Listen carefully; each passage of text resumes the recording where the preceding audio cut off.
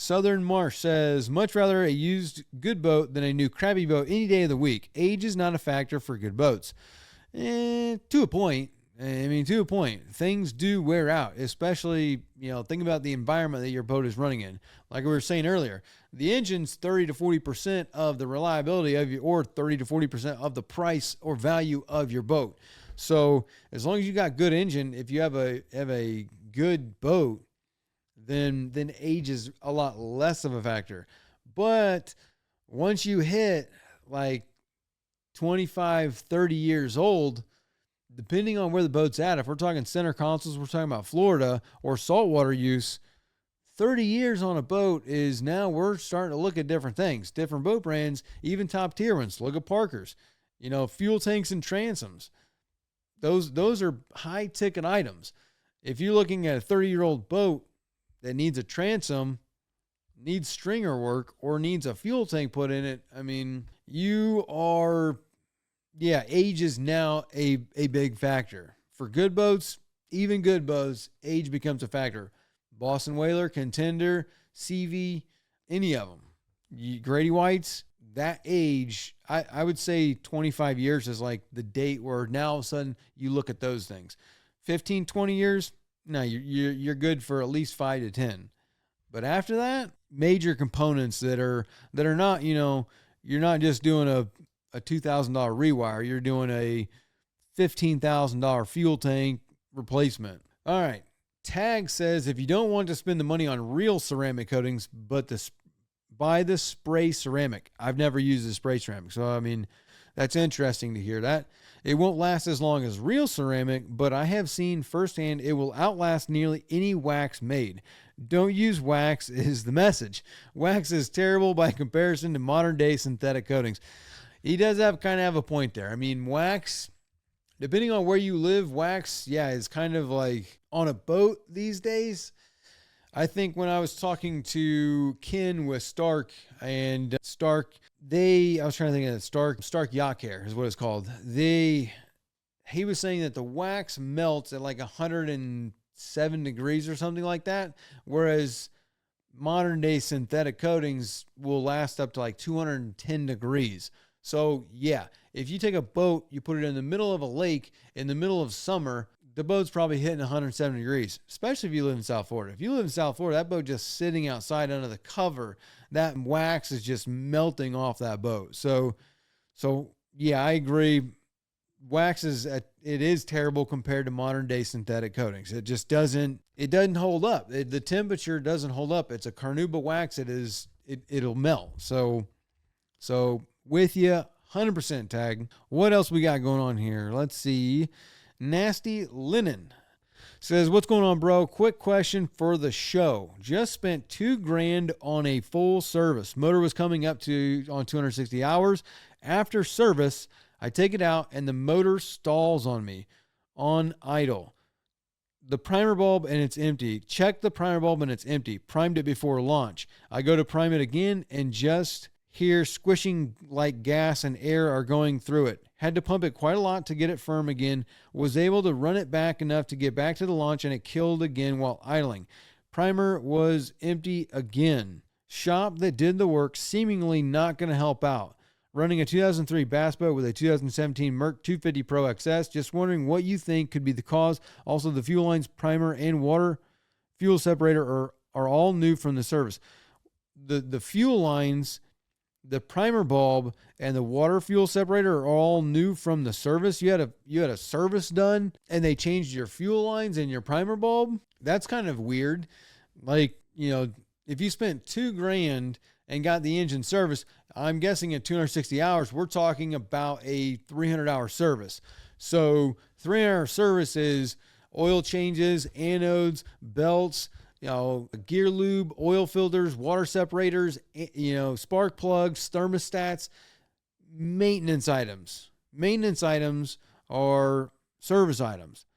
Fuel lines and primer bulbs are not service items. Your fuel water separator is, but I don't know what's going on with this shop that you went to, but I don't see why wouldn't they look at, like, if you just did all this $2,000 worth of work and the engine's not running, And it doesn't seem like that's a very complicated issue, because if you change out the fuel lines and the primer bulb and your water separator, and now the engine dies at idle because it runs out of fuel, because if you prime the primer bulb, you suck fuel up, you feed fuel to the engine, and it starts and runs again, you let it idle, it runs out of fuel, you prime the primer bulb, you suck up fuel, you feed fuel to the engine, it runs again. Like, not really the most complex diagnostic process needs to go on here to figure out what's going on. You got an air leak somewhere in your fuel line and your engine's dying because it's running out of fuel.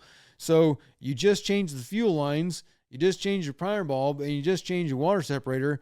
Most likely, I would have first said that the water separator was just empty. They put it on dry, and that canister full of air, the engine ran out of fuel. But you're saying that it's consistent, so you got an air leak, whether that be in the fuel lines that they put on. Maybe there's a cut in the fuel line, maybe there's a hose clamp that's loose on the fuel line, possibly a problem with the primer bulb. But you've got an air leak somewhere in that fuel line that just got replaced, because your fuel pump on the engine is creating a vacuum trying to suck fuel from the fuel tank. It's not getting fuel from the fuel tank because there is a leak in that line, and it is sucking air, which is why it's running out of fuel. So, I mean, I'd take it back to that shop. Like, pretty simple there. I'm not really understanding what exactly is going on with the 300-hour service where you're getting primer bulbs and fuel lines put in the boat, but most likely there was something outside of just a service, because the service isn't going to fix that. I mean, I know a lot of people like to throw around the word maintenance and service and annual and stuff like that. And service is service.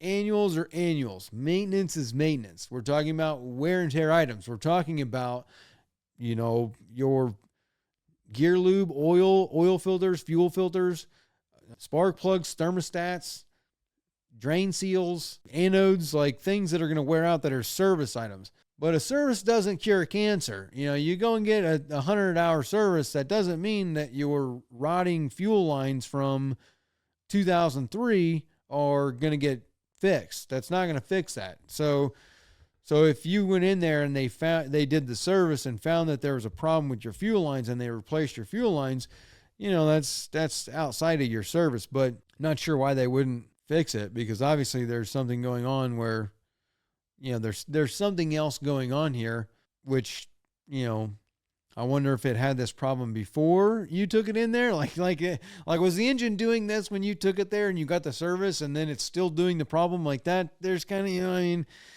I don't know if we could hold that one to the shop or not, but that's kind of what I'm thinking there. Nasty linen. That's what I'm reading out of that. All right, let's do one more from Bubba Gump. As usual, great podcast. Thank you, Bubba Gump. I'm an old two-stroke hand, but like the reliability of the new four-strokes. Just got back from Suzuki school. That's a smooth-running 250, so I think four-strokes are better. Great job. That's more of a statement, not a comment, but thank you for the statement anyway. They are. I mean, new Suzukis, the 250, all the four-strokes these days, they're smooth. Like most of them, I don't care what brand you buy a Yamaha, you buy a Suzuki, you buy a Mercury, Tohatsu, Honda, like, they're quiet. Like, they are smooth and quiet. So the technology has come a long way, and there's a lot to come. So I think the future looks bright on all of that. Hey there, sorry to take you away from the video, but real quick, did you know that on average a boat owner will spend between $1,000 and $5,000 a year just on servicing their engine? And you could actually pocket and save a lot of that money if you would just do the service yourself. It might seem like a daunting task, but I guarantee you virtually everyone can do it with our guidance and the Boaters program. This is just one skill that you could learn inside the program, because we have hundreds of other videos teaching you all kinds of boating skills, as well as a weekly live stream where we have questions and answers with me, as well as a chat feature where you can send videos and pictures, ask all kinds of questions, or look for some advice or some guidance on a project that you're doing on your boat. You can join the program by hitting the first link in the description, clicking join, or visiting bornagainboating.com. Now back to the video.